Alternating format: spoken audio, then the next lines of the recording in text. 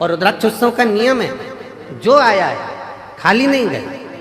30 साल बाद भी अगर संतान नहीं हुई है और जिसने रुद्राक्षोत्सव का 7 दिन नहीं, 5 दिन नहीं, 3 दिन भी अगर रसतत्व ग्रहण करा, इसी कंकर शंकर की भूमि पर वो रात्रि विश्राम करा, 30 साल होने के बाद भी औलाद लेकर बाबा के धाम आया। ये शिव तत्व की, ये कुबेरेश्वर धाम की रुद्राक्ष महोत्सव की महत्वता।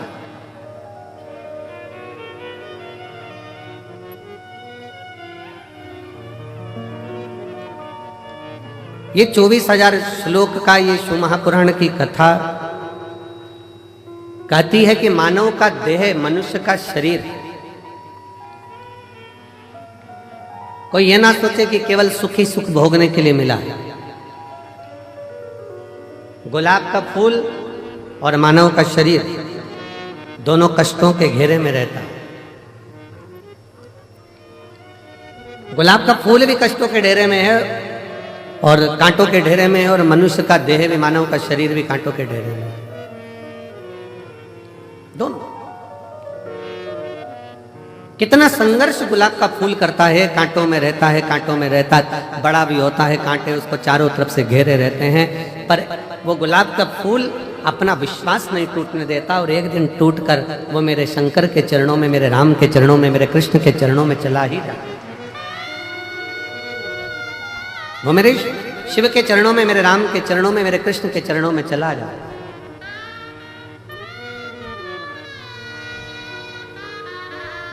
बस मानव भी इसी तरह से, मनुष्य का देह भी इसी तरह से, बहुत संघर्ष का जीवन होता है। ऐसा नहीं मानव शरीर सरल है, बहुत संघर्ष का जीवन है। आए दिन तकलीफें सामने खड़ी होती है, कष्ट सामने खड़ा होता है, दुख सामने खड़ा होता है। परिश्रम करता हुआ मनुष्य आगे बढ़ता चले जाता है, अपना कर्म करते करते। और परिश्रम करता करता मनुष्य कर्म करता करता आगे बढ़ता चले जाता है, और जब बढ़ता है तो एक दिन ऐसा आता है भगवान शिव की कृपा से कि वो अपनी मंजिल तक पहुंच ही जाता है। वो पहुंचता है अपना कर्म। और एक बात अपने स्मरण में रखिए, आपका भाग्य कर्म को नहीं बदल सकता। शिव महापुराण की कथा कहती है आपका भाग्य कर्म को नहीं बदल सकता, पर शिव तत्व कहता है कि आपका किया गया कर्म आपके भाग्य की लेखनी को जरूर बदल सकता। बस कर्म ठीक करो, मत बुरे कर्म कर बंदे, वरना पछताएगा। भगवान की आंखों से तू बच नहीं पाएगा, तू बच नहीं पाएगा। अरे ओ अज्ञानी मत करना नादानी, अरे ओ अज्ञानी मत करना नादानी। तेरे कर्म का फल भी तू ही पाएगा, जैसा किया तूने तेरे आगे आएगा। मत बुरे कर्म कर बंदे, वरना पछताएगा। भगवान की आंखों से तू बच नहीं पाएगा, तू बच नहीं पाएगा। आप जैसा कर्म करेंगे वैसा फल मिलना है, वो फल प्राप्त ही होगा। आप बस श्रेष्ठ कर्म की ओर अग्रणी तो हो।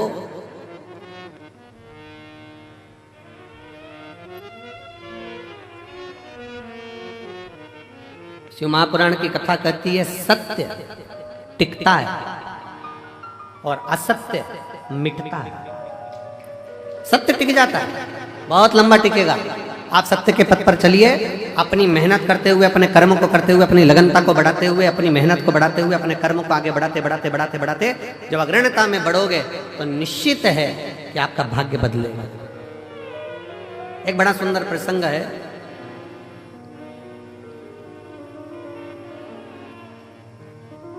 माँ जगज्जननी जगदम्बा अम्बा माँ पार्वती जी बैठी हुई,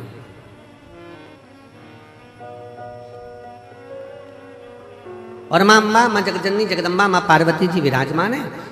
और उसी समय पर माँ पार्वती जी के पास में दोनों बहुएं,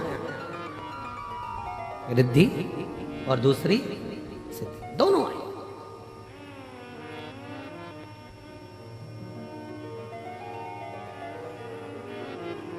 दोनों बैठी, प्रणाम किया।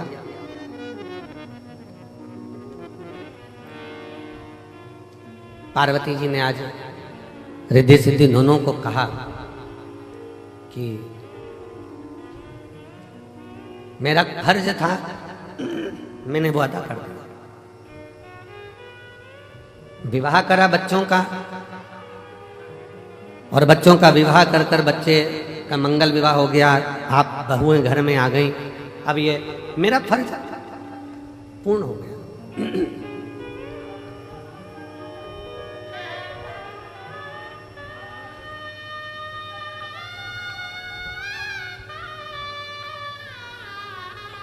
मेरा फर्ज मैंने अदा कर दिया। बहुएं घर में आ गई हैं, अब मेरा कर्म पूरा हो गया। तो रिद्धि सिद्धि में से रिद्धि ने भगवान शिव जी के सम्मुख में, भगवान शंकर तो थे नहीं, माँ जगतजननी जगदम्बा पार्वती जी विराजमान थी, माँ अम्बा बैठी हुई, और माँ अम्बा से निवेदन करा रिद्धि, माँ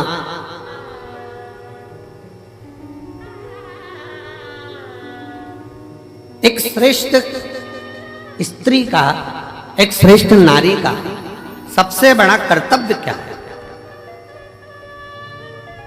एक श्रेष्ठ स्त्री का, एक श्रेष्ठ नारी का सबसे बड़ा कर्तव्य क्या है? एक स्त्री अपने कर्तव्य का निर्वहन कैसे करे, उसका सबसे प्रबल कर्तव्य क्या है? और ये केवल एक रिद्धि के लिए नहीं, माता रिद्धि के समय की बात नहीं, ये हुआ था भगवान दशरथ जी के सामने भी। दशरथ जी के सामने प्रसंग आया, भगवान दशरथ जी महाराज के सामने बहुओं के सम्मुख में आई, तो बहुओं को देखकर दशरथ जी महाराज ने विचार करा कि माता केकई ने तो शीश महल दे दिया है, कौशल्या मैया ने भी सुंदर उपहार दिया है, मुख दिखाई नहीं, माता सुमित्रा जी ने भी बहुत कुछ दिया है, मैं अपनी बहुओं को क्या दूं?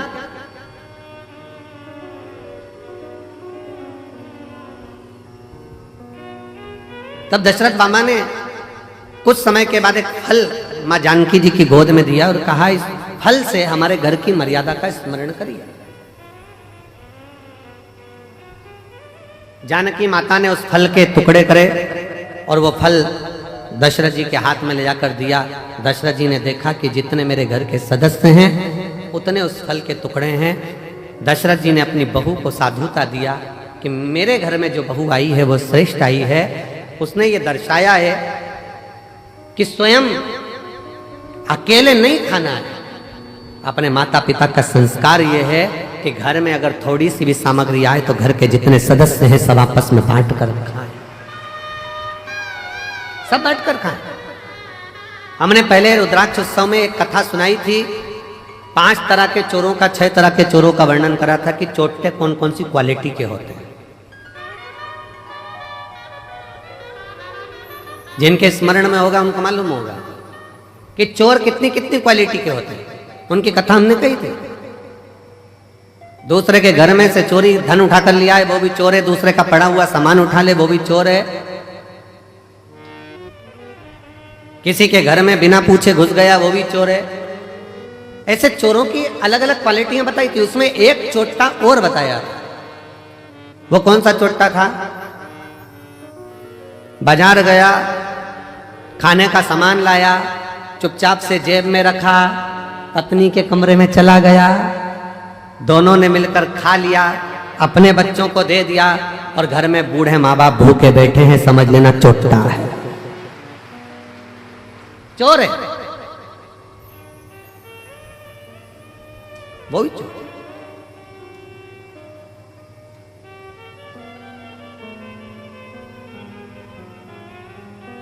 घर में बुजुर्ग माँ बाप बैठे हैं, अगर तुम एक पोहे की पुड़िया, एक समोसे की पुड़िया, एक कुरकुरा का पैकेट, एक वेपर्स का पैकेट तुम अगर लेकर आए हो, एक एक्स्ट्रा लेकर आते, बुजुर्ग माँ बाप को दे देते। शास्त्र कहता है बच्चा और बूढ़ा एक समान होता है। जितनी खाने की ललकता बच्चों में होती है उतनी ललकता बूढ़ों में भी होती है, बुजुर्ग में भी होती है। थोड़ा सा समर्पण यदि आपका हो तो आपके जीवन की सहजता, सरलता और श्रेष्ठता हो जाए। चोरों में भी ये चोर माना गया कि आप स्वयं खा रहे हो, स्वयं ले रहे हो। यहां तक कहता है स्वयं खा लेना सुकृति है, छुड़ाकर खा लेना विकृति है, और बांट कर खाना यह भारत देश की संस्कृति है कि हम बांट कर खा रहे हैं।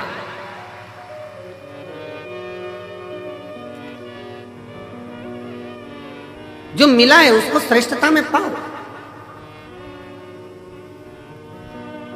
जो प्राप्त हुआ है उसको सहजता में लीजिए। और ये सीखो शिव महापुराण के श्रोताओं से, जितनी कथा वो सुनते हैं, जितनी कथा वो ग्रहण करते हैं, जितनी कथा वो लेते हैं, उसमें से कई कथा वो अपने मोहल्ले में जाकर बांटते हैं। अपने मोहल्ले में जाकर कह देते हैं, लो हमने ये सुना था, हमने ग्रहण करा था, हमने धारण करा था, हमने लिया था। माता रिद्धि, माँ रिद्धि स्वयं करे। एक माता का, एक स्त्री का, एक महिला का, एक लड़की का कर्तव्य, एक बहू का कर्तव्य क्या है? एक महिला का, एक स्त्री का कर्तव्य क्या है?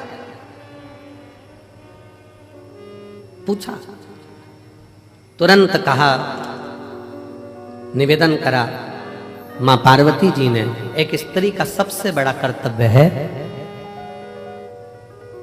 चाहे वो घर में रहने वाला बुजुर्ग हो, घर में रहने वाले उसके पति, घर में रहने वाला उसके बच्चे, घर में रहने वाले उसके ससुर, घर में रहने वाली उसकी सास, जितने भी घर में रह रहे हैं उन सब के चेहरे पर वो खुशी देखे, वो एक स्त्री का सबसे बड़ा कर्तव्य और एक स्त्री का सबसे बड़ा। प्रत्येक के चेहरा तुरंत पहचान जाए, आज मम्मी थोड़ी नाराज है, आज पापा के चेहरे पर हंसी नहीं है, आज भैया कुछ बात हो गई, आज भाभी के साथ में कुछ हुआ है, आज देवरानी के साथ कुछ हुआ है, आज देवर का चेहरा उतरा हुआ है, आज बच्चों का चेहरा उतरा हुआ है। जब सम्मुख में आए तो यहाँ तक उसके मुख पर ये रहे कि आज क्या बात है पापा जी, आपका चेहरा उतरा है, मम्मी क्या हो गया, भाभी जी क्या हो गया, भैया जी क्या हो गया, देवर जी क्या हो गया। उसका चेहरा देखकर पहचान जाए कि आज जरूर कोई बात है, और प्रयास करे कि उसके दुख को वो मिटा सके।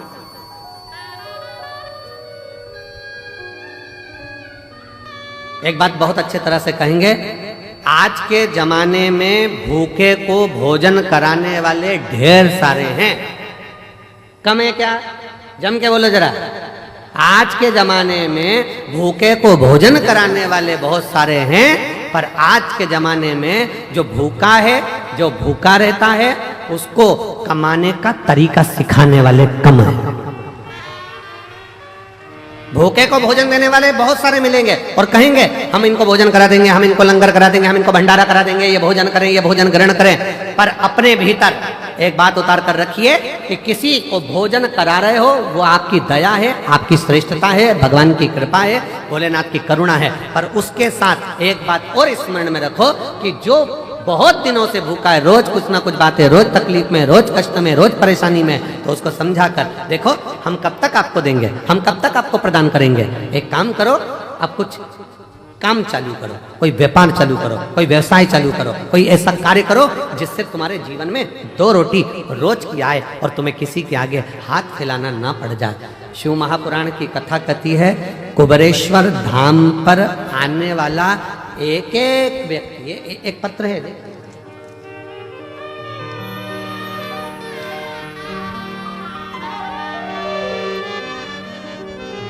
मेरा नाम डॉक्टर सोनू वर्मा, आवास विकास कॉलोनी हाथरस का रहने वाला हूँ। कहीं बैठे हो तो हाथ हिला सकते हैं, आप ही हैं, आ जाइए, एक बेलपत्र लेकर जाना, आ जाओ।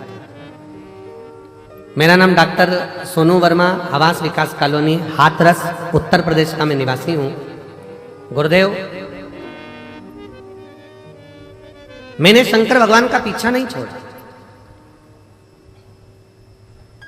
अब जरा ध्यान से सुनना, जितने आस्था चैनल पर रुद्राक्ष महोत्सव को देख रहे हैं, जितने फेसबुक यूट्यूब पर रुद्राक्ष महोत्सव को देख रहे हैं, जितने लाखों की संख्या में इस ग्राउंड में बैठकर कंकर शंकर की धरा पर बैठकर कथा सुन रहा है, और जो मंदिर प्रांगण के अंदर अपना डेरा बनाकर बैठे हैं, वो भी ध्यान से सुनना।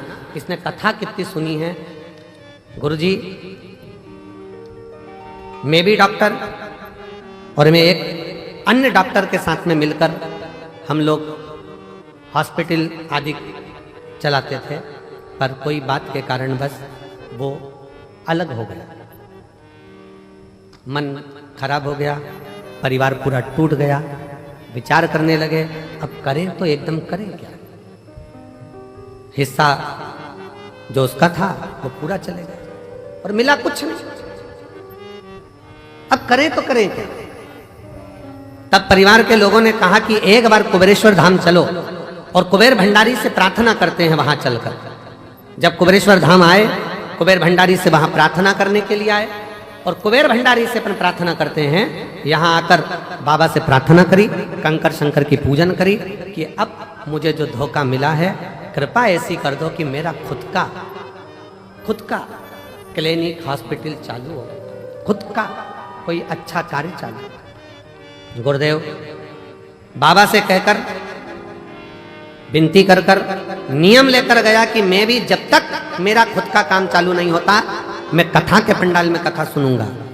पहली कथा कुबेरेश्वर धाम पर रुद्राक्ष महोत्सव की सुनी, दूसरी कथा धाम पर फिर गुरु पूर्णिमा की सुनी, तीसरी कथा मैनपुरी में जाकर सुनी, चौथी कथा कोटा में जाकर सुनी, पांचवी कथा छाता में सुनी, छठी कथा हापुड़ में सुनी, सातवीं कथा फिरोजाबाद में सुनी, आठवीं कथा फरीदाबाद में सुनी, नवीं कथा मेरठ में सुनी, 10वीं कथा प्रयागराज में सुनी और 11वीं कथा आज यहाँ श्रवण कर रहा हूँ। और बाबा ने मेरा सारा काम कर दिया, खुद का चालू कर दिया, मेरा स्वयं का कार्य बाबा ने चालू करा दिया। आज मैं गौरवान्वित हूँ और खुश हूँ और बाबा को प्रणाम। शिव तत्व है।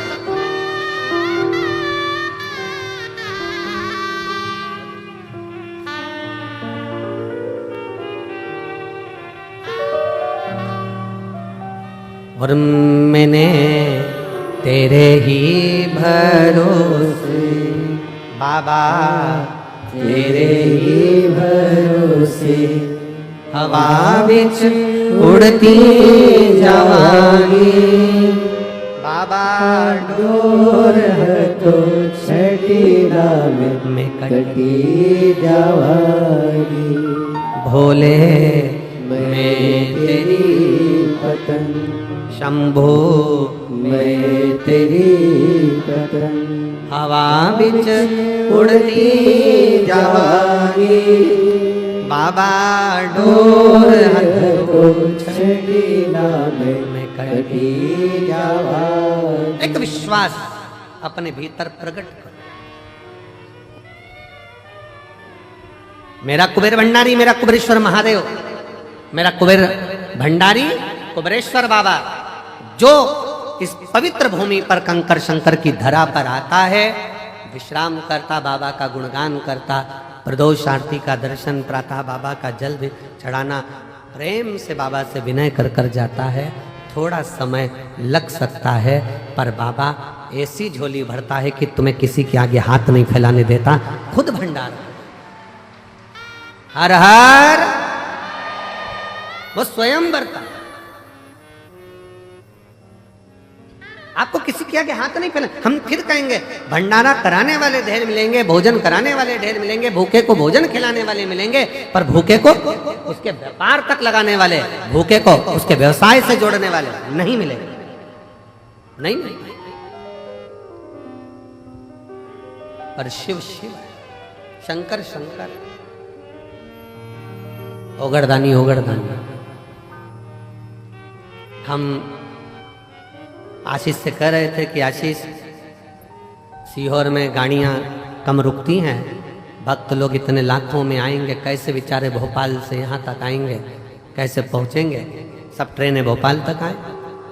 और बाबा ने ऐसी कृपा करी कुबेर भंडारी ने कि सीहोर से निकलने वाली जितनी ट्रेन, चाहे गुजरात जा रही हो, चाहे इधर जा रही हो, बिहार जा रही हो, उत्तर प्रदेश जा रही हो, सीहोर से निकलने वाली प्रत्येक ट्रेन का स्टॉपेज मैं रेल विभाग को, रेल मंत्री जी को और मध्य प्रदेश शासन के माननीय मुख्यमंत्री डॉक्टर मोहन यादव जी को मैं बहुत बहुत साधुवाद देता हूं, जिन्होंने सारी ट्रेनों का स्टॉपेज यहां कर दिया।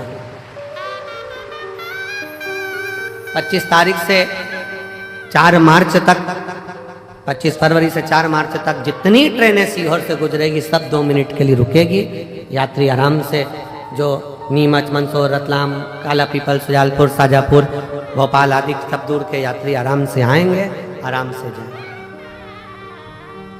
मैं माननीय डॉक्टर मोहन यादव जी को, माननीय मुख्यमंत्री जी को, रेल विभाग के सभी अधिकारियों को बहुत बहुत साधुवाद देता हूं जिन्होंने सीहोर के लिए मेला स्पेशल ट्रेन भी चलाई, कुबेरेश्वर धाम के लिए मेला स्पेशल ट्रेन भी चलाई जाए इस शिवरात्रि के पावन। साधु श्रवण करें, आयो बाबा के धाम पर बहुत प्रेम से बैठो, अपने बाप के घर अपने पिता के घर आयो, खूब अलमस्त होकर कथा सुनो। समय मिले 108 बार सुबह से लेकर रात्रि के बीच में सोने से पहले जब समय मिल जाए 108 बार श्री शिवाय जम के बोलो जरा, श्री शिवाय नमस्तुभ्यम का जाप करो। ग्राउंड में कहीं कचरा मिल जाए, सामान पड़ा हुआ मिल रहा है, कचरा मिल रहा है, उसको डस्टबिन में डालो, बोरी में इकट्ठा कर कर रख दो। नगर निगम की गाड़ी नगर पालिका की आएंगी, वो लेकर। थोड़ी व्यवस्था आपको, धाम पर थोड़ा पानी का कमी रहता है, नल फालतू चलते हुए दिख रहा है, नल को बंद कर दो। थोड़ा सा प्रयास, अपन किसी को पानी नहीं पिला सकते तो नल तो बंद कर सकते, थोड़ा सा। कोई व्यर्थ का पानी ढोल रहा है, उसको कह दो कि ये हमारे पिता का घर है, हमारे बाप के घर की दशा हमको मालूम है, यहाँ पानी की स्थिति थोड़ी गड़बड़ रहती। आप लोगों को असुविधा ना हो, पीने के पानी में कोई को तकलीफ ना हो, इसलिए समिति ने पानी की बोतल भले कितने की भी आती हो, पर समिति पानी की बोतल 5 रुपए की काउंटर लगा दिया कि बड़ी वाली बोतल 1-1 लीटर की आराम से 5 रुपए में लो, खुद भी पियो, पड़ोसी को भी पिलाओ। 10-20 बोतल खरीद भी ली, 25 रुपए की 50 रुपए की 5 बोतल आ भी गई। मान लो 25 रुपए की 5 बोतल खरीद ली, अड़ोसी पड़ोसी ने भी पी लिया, तुमने भी पी लिया और लोगों की तृप्ति भी हो गई। ये कितनी बड़ी कृपा। भोजन करो, भोजन की थाली में लाखों शिव भक्त हैं जो प्रतिदिन प्रसाद को ग्रहण करते हैं, लाखों। केवल 1 दिन का या 2 दिन का यहाँ भंडारा नहीं है तो रोज का भंडारा बाबा का चलता है। अपनी थाली में झूठा ना छोड़ो, एक अन्न का दाना भी व्यर्थ ना जाए नाली के अंदर, इसका ध्यान रखो। और बाबा से रोज प्रार्थना करो, आई हूं तेरे दरवाजे पर, पूर्ण भरोसा लेकर आई हूं, पूर्ण विश्वास के साथ आई हूं। और कई तो ऐसी है गंगा नहाई और चली आई हूं। पूर्ण भरोसे के साथ, पूर्ण विश्वास के साथ आई हूं और मेरा भरोसा कहता है कि तेरे दरवाजे से खाली नहीं जाऊंगी। अब की बार 7 दिन इस रुद्राक्ष उत्सव में अगर मैं आई हूं, भले 2 दिन 5 दिन 7 दिन जितने दिन के लिए मैं आई हूं, ये मेरा भरोसा कहता है कि प्रदोष के दिन से ये कथा चालू हो रही है। प्रदोष आरती का दर्शन तो आप शाम को आज प्रदोष के दिन करोगे ही। कल शिवरात्रि का भी बाबा का उत्सव, 4 उत्सव बाबा के इस रुद्राक्ष महोत्सव में मूल पड़ते हैं। एक तो प्रदोष का पड़ जाता है, दूसरा शिवरात्रि का पड़ जाता है, तीसरा अमावस्या पड़ जाती है और चौथा फुलेरा दूज पड़ जाता है। अब इन 4 उत्सव में लोगों कहते हैं कि हम कुंभ नहाने जाते हैं तो 4 शाही स्नान, 5 शाही स्नान, 6 शाही स्नान पढ़ते हैं। परशु महापुराण की कथा कहती है जब आप रुद्राक्ष उत्सव में आते हो तो 4 शाही स्नान यहाँ भी पड़ जाते हैं। जो दिल से मांगता है उसको मिल जाता है। शिव तत्व है, बस सेवा करो। आयो बाबा के धाम पर जितना बन सके सेवा के तल्लीन रहो। आयो बाबा के धाम पर खूब भगवत का भजन करो। केवल पंडाल में बैठना नहीं, आरती हो रही है सुबह की, दर्शन करो। शाम की आरती हो रही, दर्शन करो। अपन कहीं जा नहीं सकते, अपना धाम बाबा का कंकर शंकर पूजन करी, स्मरण करा, पूजन कर आनंद करो, विनय करो, निवेदन करो, अर्चना करो और खूब सेवा करो, खूब।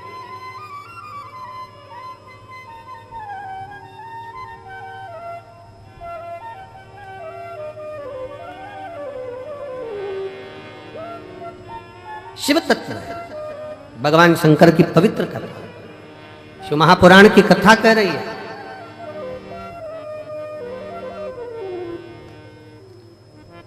एक नारी का कर्तव्य, एक स्त्री का कर्तव्य है अपने परिवार के चेहरे पर प्रसन्नता लेकर,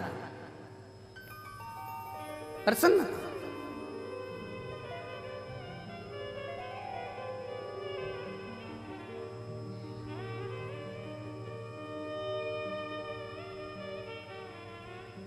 सुना, रिद्धि के मन को भा गया। रिद्धि ने अपने मां अंबा जगदम्बा मां पार्वती जी से विनय कर कर कहा, मां अब आप बाबा की सेवा करिए, हम आप दोनों के लिए तो श्रेष्ठ है, संपूर्ण जगत के कल्याण के चेहरे पर, संपूर्ण जगत के मुख पर हम प्रसन्नता देखना चाहिए। संपूर्ण भगवान गणेश जी महाराज की धर्मपत्नी रिद्धि सिद्धि को अगर भगवान स्वयं जगत जननी जगदम्बा ने यह कहा कि केवल एक दो के चेहरे पर नहीं, पूरे परिवार के चेहरे पर प्रसन्नता होना चाहिए। और शंकर भगवान का परिवार कौन?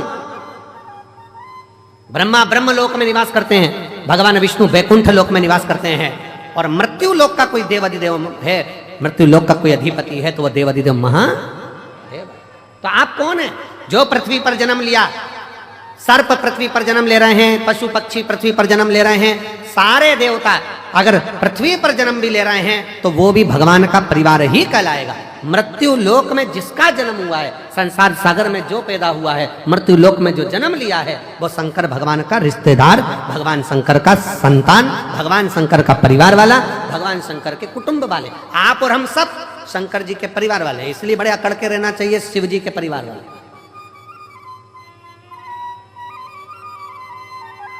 दुनिया के लोगों का काम मंत्री से होता होगा, पर शंकर के भक्त का काम तो महाकाल से होता है, मंत्र से होता है। श्री शिवाय नमस्ते। दुनिया अकड़ के चले, अकड़ के।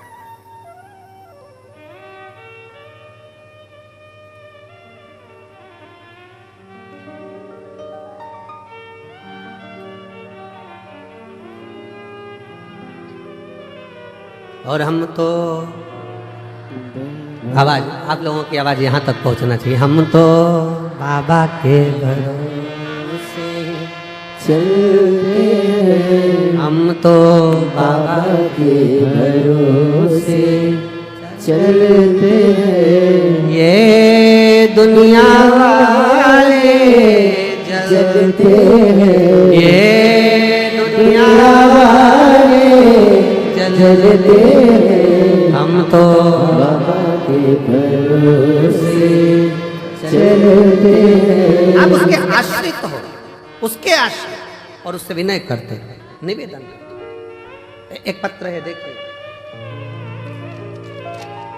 कावड़ के 2 लोटे भी पहुंचाए हो और पत्र भी।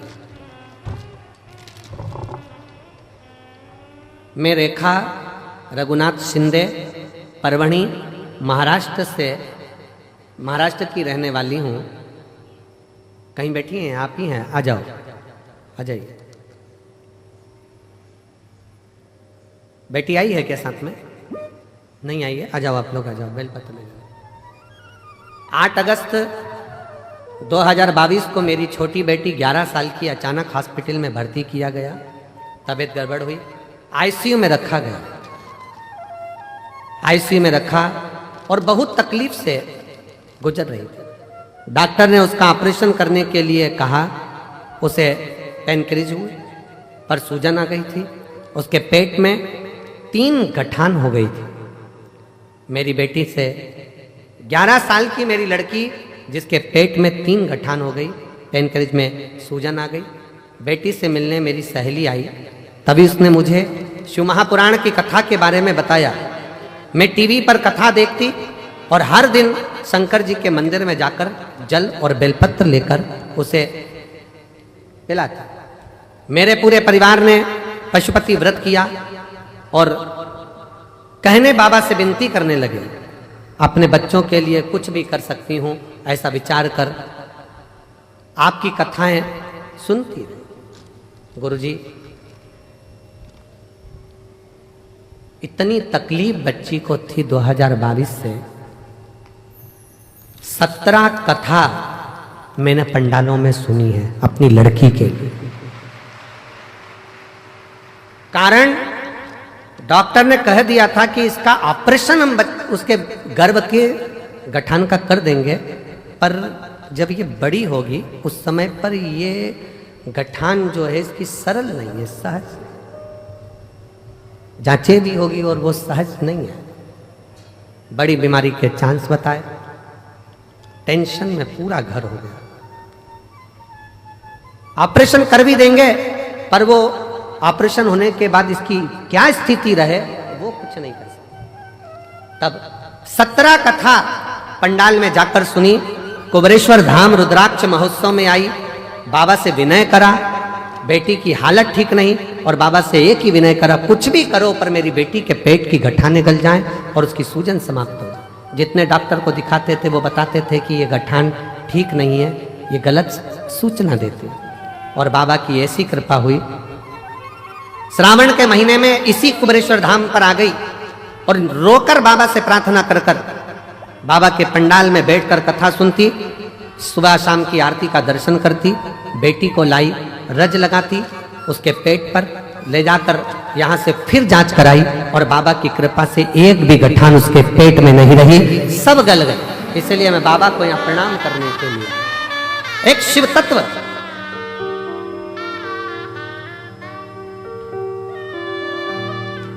गुरुजी, दुनिया हंसती है क्या कथा सुनने से, क्या दुख चले जाता है?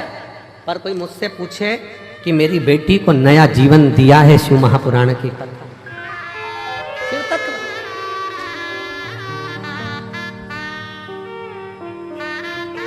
शिव तत्व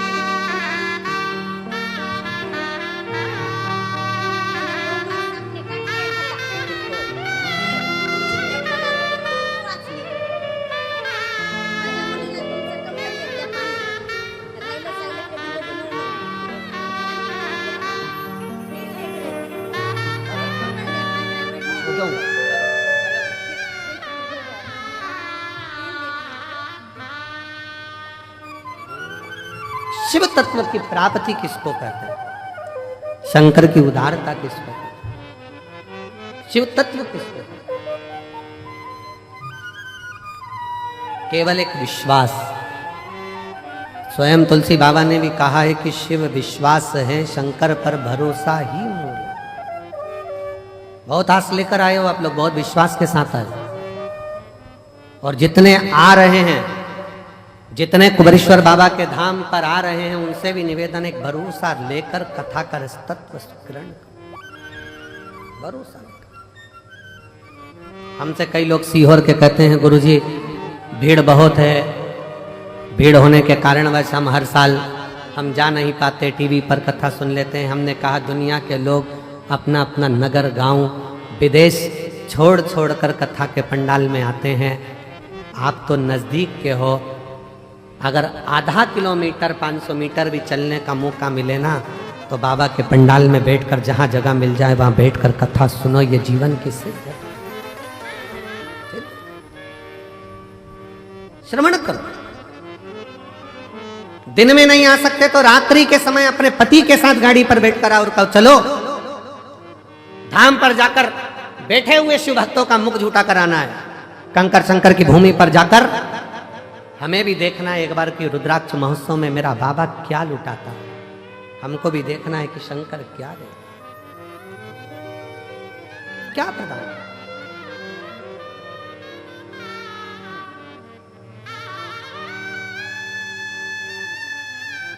जितने सीहोर के नजदीक के गांव के आसपास के क्षेत्र के 100-200 किलोमीटर, 50-150-200 किलोमीटर के भक्त हैं, कई लोगों को तो सालों सालों में शिव पुराण की कथा यहाँ मिल नहीं पाती, पर उनके अंदर नहीं, हम बाबा के दरवाजे पर जाकर एक बार तो उसके द्वार पर बैठकर कथा कर तत्व ग्रहण करें, सुने, धारण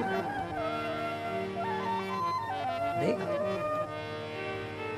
और झोली मेरी तंग है, तेरे यहाँ कमी नहीं, झोली मेरी तंग है, बाबा तेरे यहाँ कमी।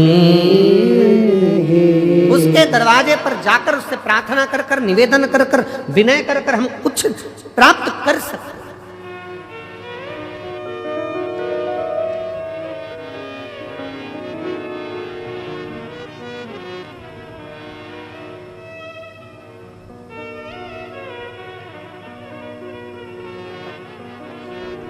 एक यहाँ हरियाणा के गोयल जी बैठे हैं, जब वो प्रथम में आए थे, कहीं बैठे होंगे, कहाँ बैठे हैं गोयल जी? हाथ हिलाओ जरा एक बार। जब प्रथम में आए थे बाबा के दरवाजे, एक बार वापिस आते विराज। जब बाबा धाम पर आए थे प्रथम में, बहुत पहले, लगभग 4 साल पहले, काहे गोयल जी 4-5 साल पहले, 3-4 साल पहले कुछ क्रम में आए। और बहुत सा जीवन में अंदर से कुछ भाव रहता है कार्य के प्रति। कुबेर भंडारी के यहाँ आए, पहले तो अकेले आए उस समय, फिर बाद में सपत्नी बच्चे सेवा करे खूब। कुबेरेश्वर बाबा के भूमि पर सामान उठाया, कचरा उठाया, डाला, सेवा में लग गए। जैसे आज आप लोग ये चादर का तंबू बनाकर रह रहे हो, ऐसे ही श्रवण कर अपनी जीवन को आनंद पाया। मैं भक्ति करी शिव। आज बाबा ने ऐसी कृपा करी कि बहुत अच्छे से कार्य चला, और बहुत अच्छे से चलते चलते अब ये स्थिति है कि आने वाले समय में विदेशों में भी इनका कार्य प्रारंभ हो रहा है। ये शिव तत्व, शिव तत्व है।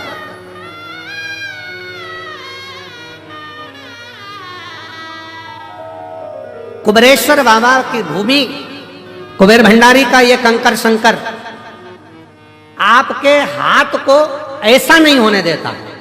कुबेरेश्वर बाबा की भूमि पर जो आकर गया है उसका हाथ कभी ऐसा नहीं हुआ, उसका हाथ हमेशा ऐसा ही हुआ, देता रहा, प्राण करता रहा, देता देता।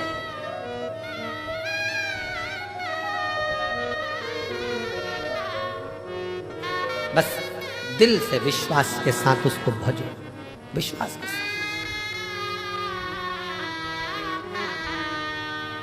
एक भरोसे के साथ, एक विश्वास के साथ, एक दृढ़ता के साथ आप शंकर का भजन करो।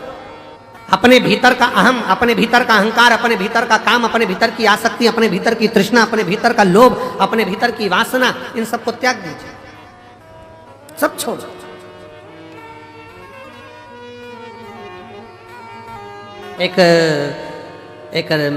एक जोहरी के पास में 2 हीरे थे, बड़े बिल्कुल बहुत जोरदार हीरे।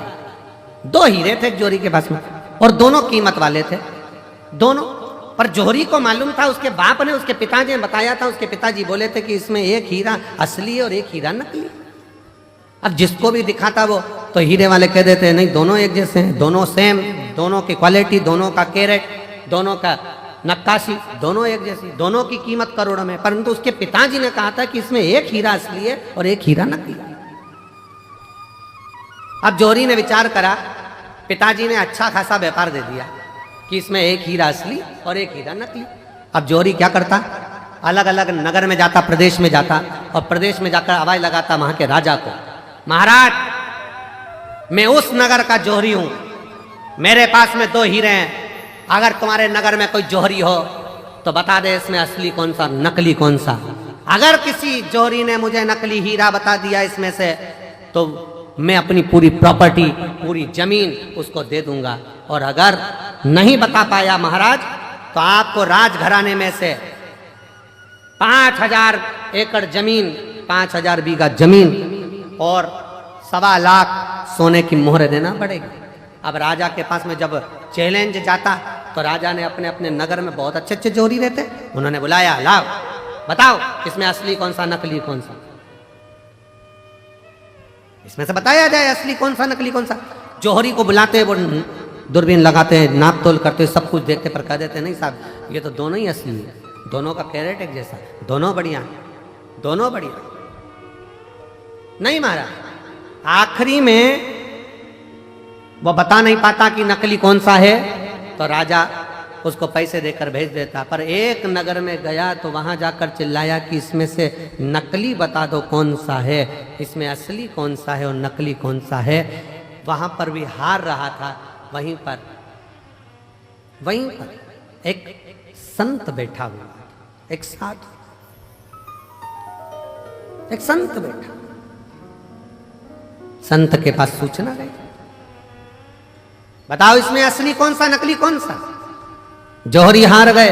संत ने कहा महाराज आपसे निवेदन है कि इन हीरों को मुझे दिया जाए, मैं बता देता हूं आधे घंटे के अंदर मैं आपको बता दूंगा। इतने में तो जोहरी ने मन में सोचा अभी तक इस हीरे की जांच केवल जौहरी कर रहे थे, पर आज हीरे की जांच करने के लिए संत आगे आ गए।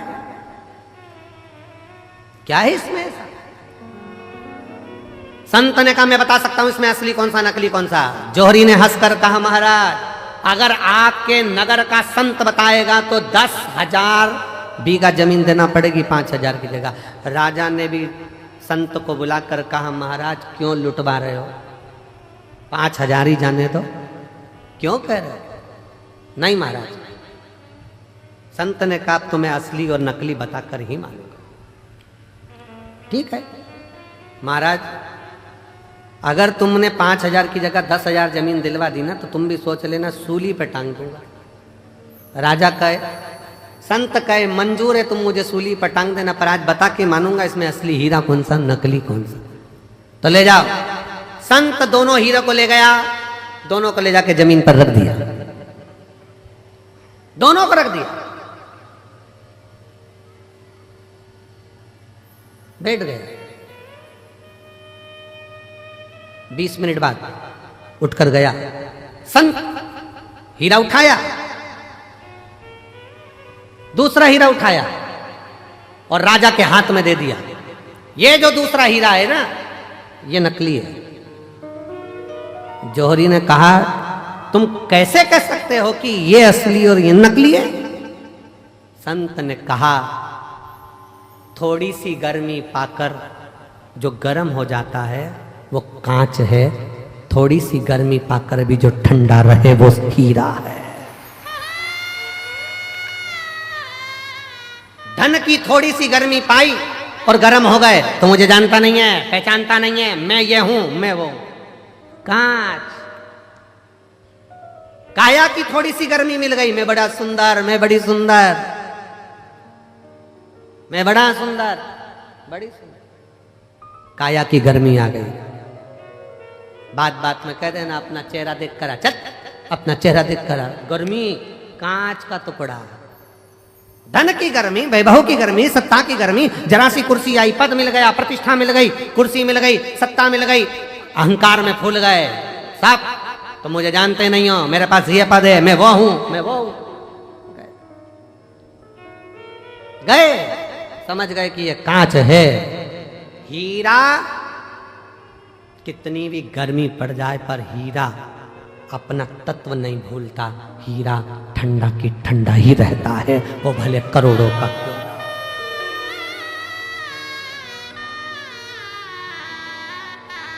हीरा हीरा है, वो करोड़ों का है तो भी नहीं कहता मैं कितने का हूं। वो अपनी गर्मी सामने नहीं प्रस्तुत करता, वो अपनी ठंडकता देता है, अपने भीतर की ठंडकता देता है।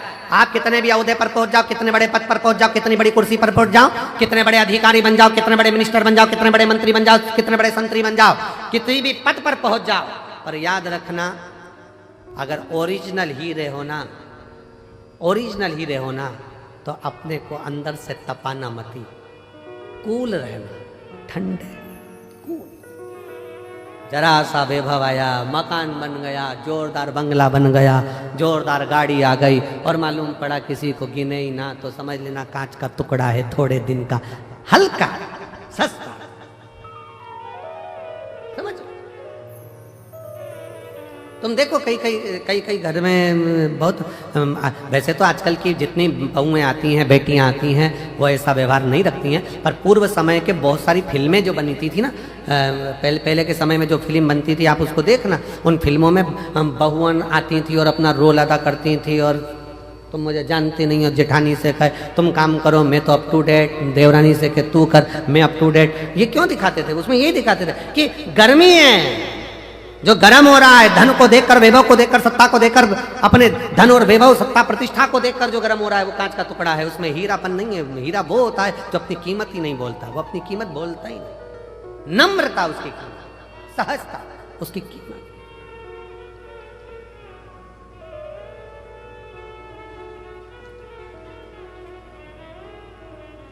उसकी एक ही कीमत है, वो सहजता, उसकी सरलता।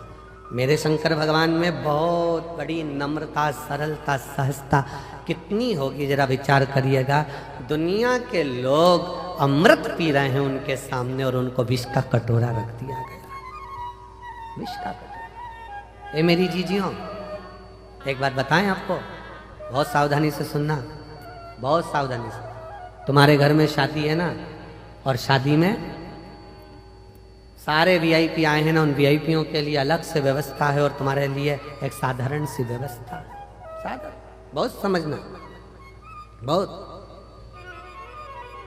पर उसमें एक चीज देखना जरूर, वीआईपी है वो भी वही भोजन कर रहा है जो साधारण व्यक्ति कर रहा है, साधारण भी वही कर रहा है जो वीआईपी कर रहा है।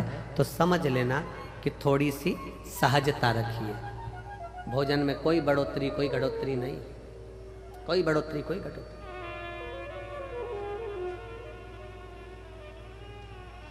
विवाह में आए, शादी में आए और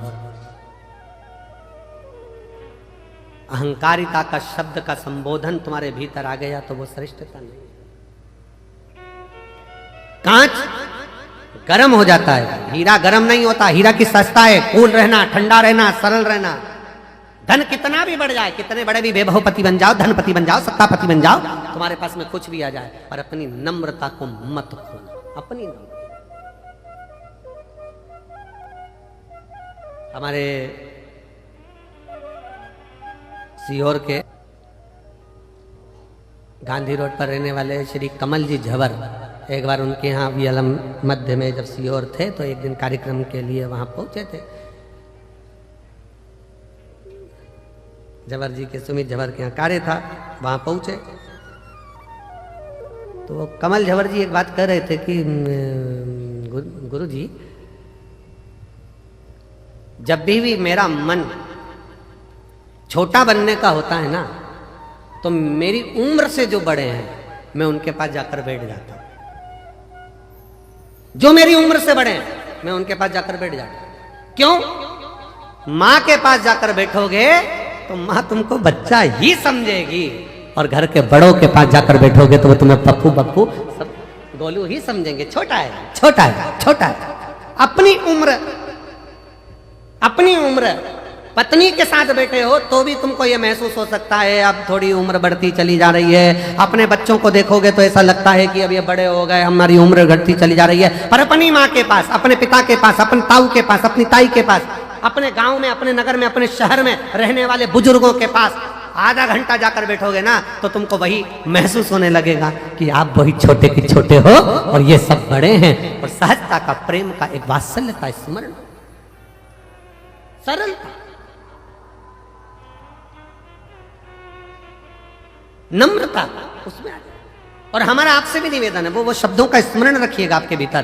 कुछ शब्द ऐसे होते हैं जो अपने जीवन में उतारने के लिए होते हैं। जब लगे आपको मेरी उम्र बहुत बढ़ गई है, 60 साल का हो गया, 70 साल का हो गया, बाल ऐसे हो रहे हैं, तो 70 साल वालों से भी निवेदन है, तुम्हारे कोई बुजुर्ग हो, तुम्हारे पहचान वाले कोई ताऊ हो, तुम्हारे घर के जो बुजुर्ग हो, आधे घंटे उनके पास जाकर बैठना। ऐसा लगेगा कि तुम अभी छोटे हो, बड़े तो ये बैठे, अभी छोटे हो, बड़े तो ये बैठे।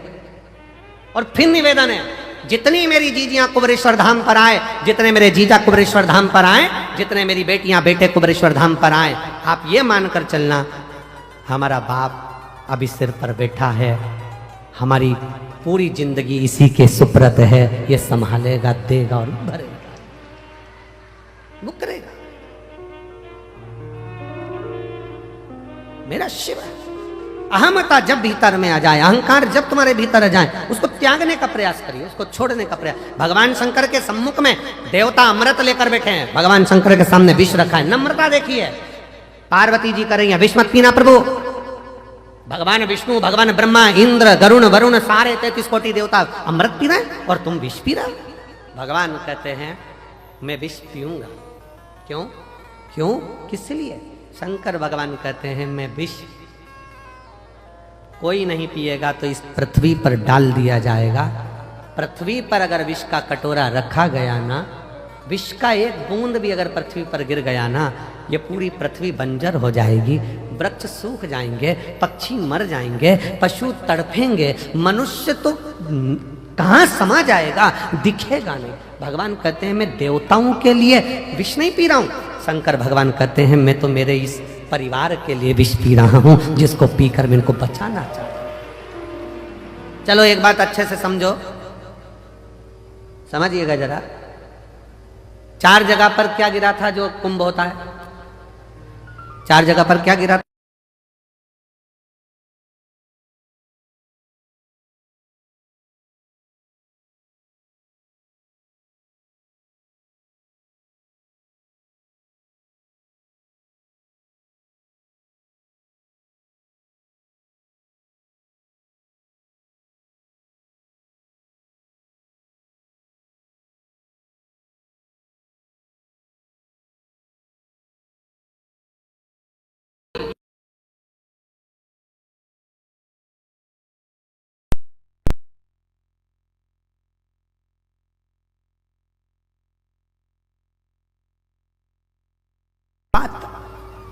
तो मां पार्वती जी देख रही हैं। शंकर भगवान ने पार्वती से कहा, पार्वती तू अपनी 64 योगनियां प्रकट कर ले।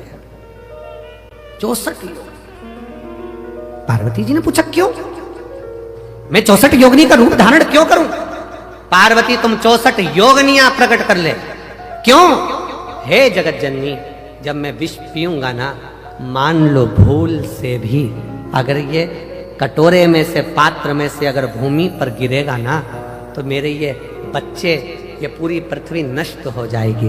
एक काम करना, विष की अगर बूंद पृथ्वी पर गिरे तो शक्ति तुम उसको धारण कर लेना। 64 योगनियों, देवियों, तुम उसको धारण कर लेना। तो जितना विष शंकर भगवान ने ग्रहण करा है, उतना हलाहल मां जगत जननी कंठ पर बैठकर भी धारण करी है, स्वयं कंठ पर।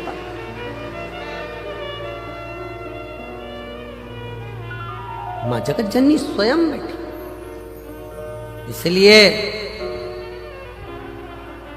इसलिए सहजता में, सरलता में, शुद्ध तत्व में वर्णन किया गया। शंकर भगवान जोड़ते हैं, सबको एकाग्रित करने का प्रयास करते हैं, इसलिए उनको संजोया जाता है। संजोया। ये पृथ्वी को खोदते हैं, पूरे विश्व में, विदेशों में पृथ्वी को खोदा, शिवलिंग मिला। देश में पृथ्वी को खोद रहे हैं, शिवलिंग मिल रहा है।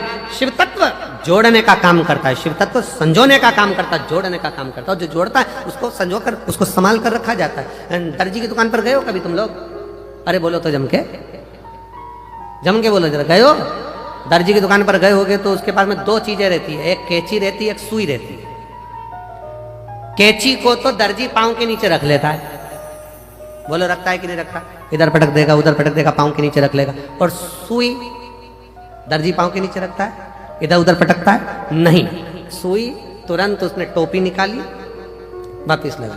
सुई को टोपी में खोस कर रखता है, क्योंकि जो जोड़ने का काम करते हैं उसको संभालना पड़ता है, जो काटने का काम करते हैं उसको भगाना पड़ता है।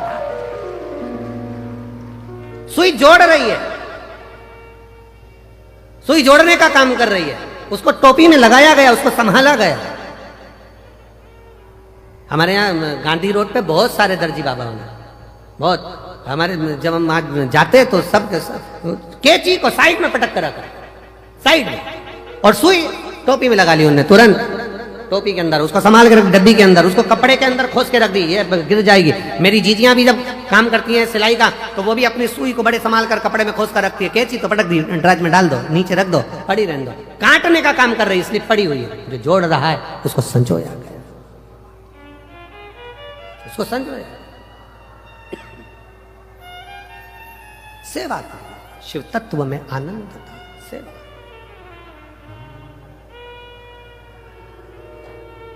देवा महादेवा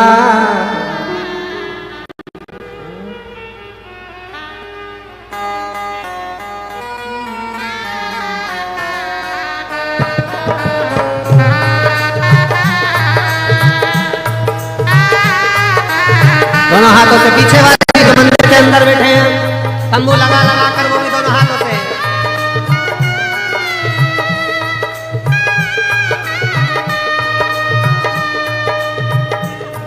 ओ देवा महादेवा, ओ देवा महादेवा, ओ देवा महादेवा, ओ देवा महादेवा। सारी उम्र करूं तेरी सेवा, बाबा जी मेरी लाज रखना, बाबा जी मेरी लाज रखना, बाबा जी मेरी लाज रखना, भोले जी मेरी लाज रखना। ओ देवा महादेवा, ओ देवा महादेवा, ओ देवा महादेवा, ओ देवा महादेवा। ओ सारी उम्र करूं तेरी सेवा, भोले जी मेरी लाज रखना, भोले जी मेरी लाज रखना, बाबा जी मेरी लाज रखना, भोले जी मेरी लाज रखना। राधे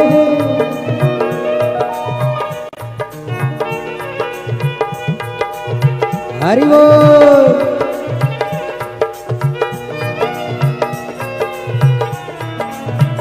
राधे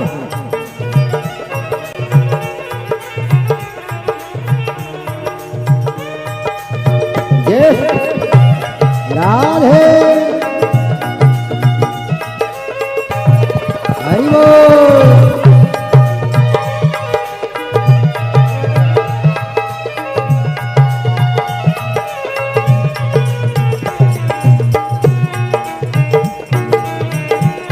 राधे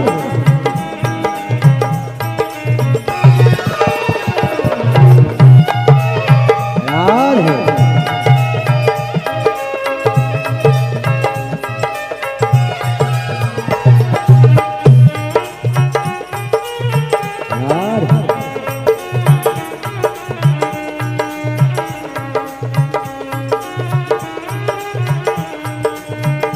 जय हरि बोल।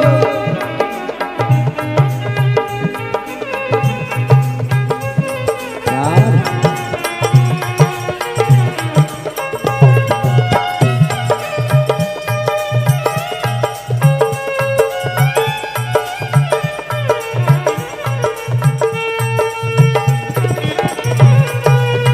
हरि बोल।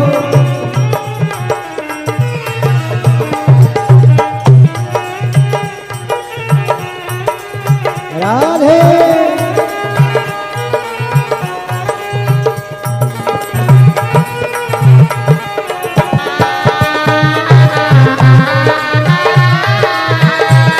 हरि बोल। राधे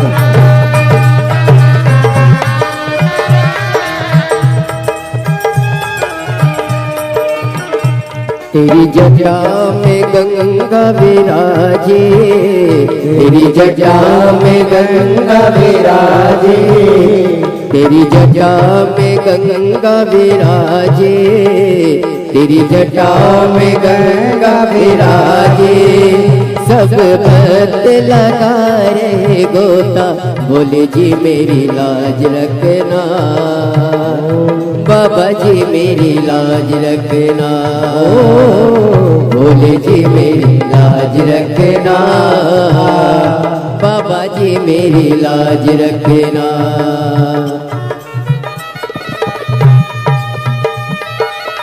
राधे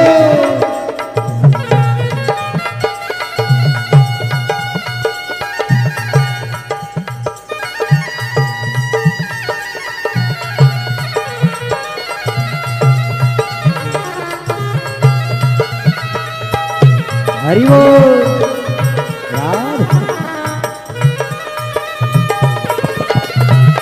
राधे शंभो।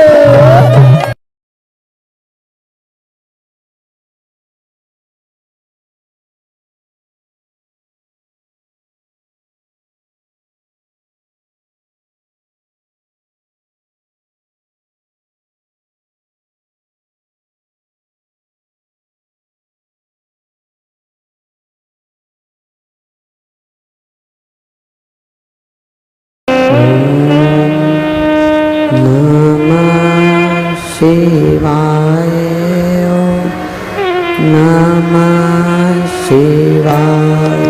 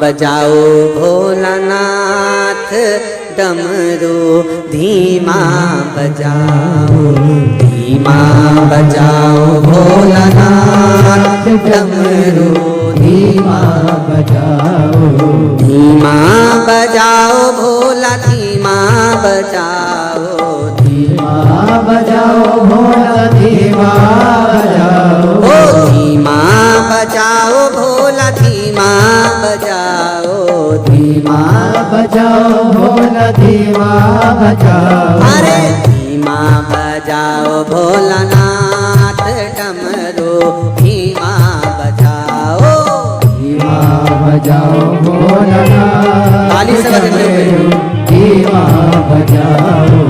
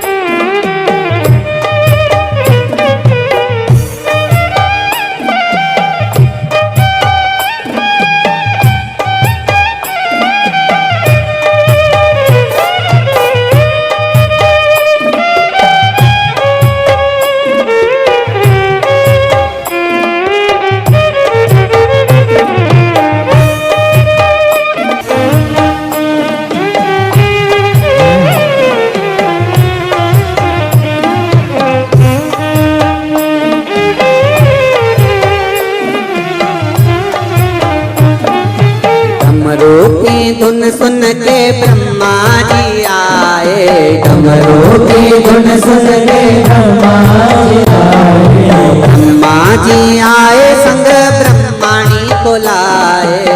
ब्रह्मा जी आए संग ब्रह्मणी को लाए। ब्रह्मा जी आए संग ब्रह्मणी को लाए। ब्रह्मा जी आए संग ब्रह्मणी को लाए। अरे धीमा बजाओ भोलानाथ डमरू धीमा बजाओ। धीमा बजाओ भोलानाथ डमरू धीमा बजाओ। अरे धीमा बजाओ भोलानाथ डमरू धीमा बजाओ।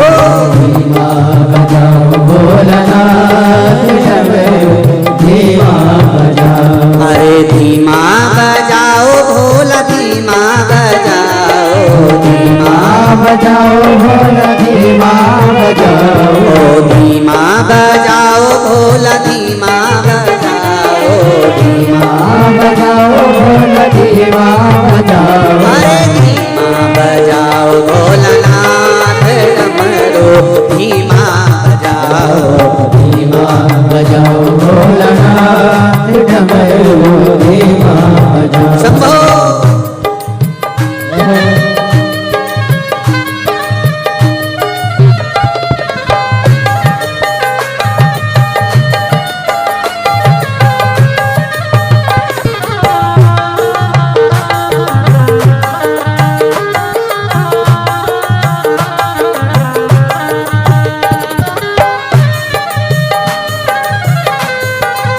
हे भोले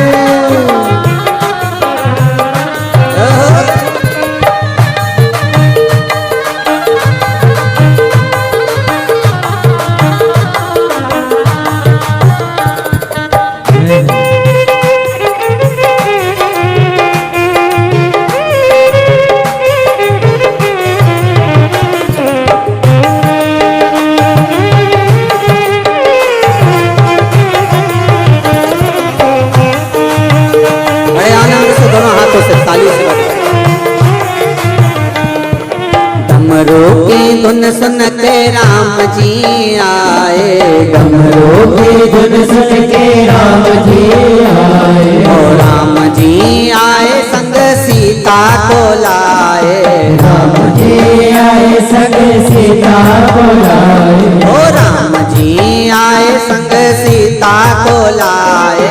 राम जी आए संग सीता को लाए। अरे धीमा बजाओ भोलानाथ डमरू धीमा बजाओ। धीमा बजाओ भोलानाथ डमरू धीमा बजाओ। अरे धीमा बजाओ भोलानाथ डमरू धीमा बजाओ। धीमा बजाओ भोलानाथ डमरू धीमा बजाओ।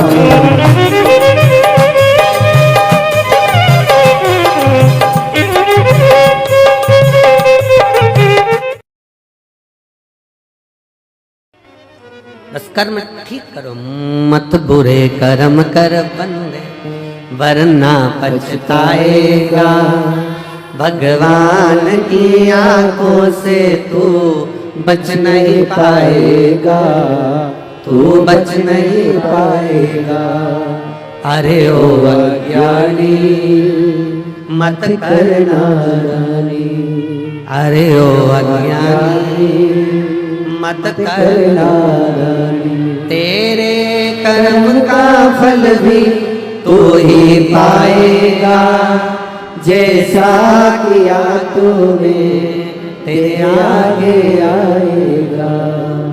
मत बुरे कर्म कर बंदे वरना पछताएगा। भगवान की आंखों से तू बच नहीं पाएगा। तू बच नहीं पाएगा। आप जैसा कर्म करेंगे वैसा फल मिलना है। वो फल प्राप्त ही होगा।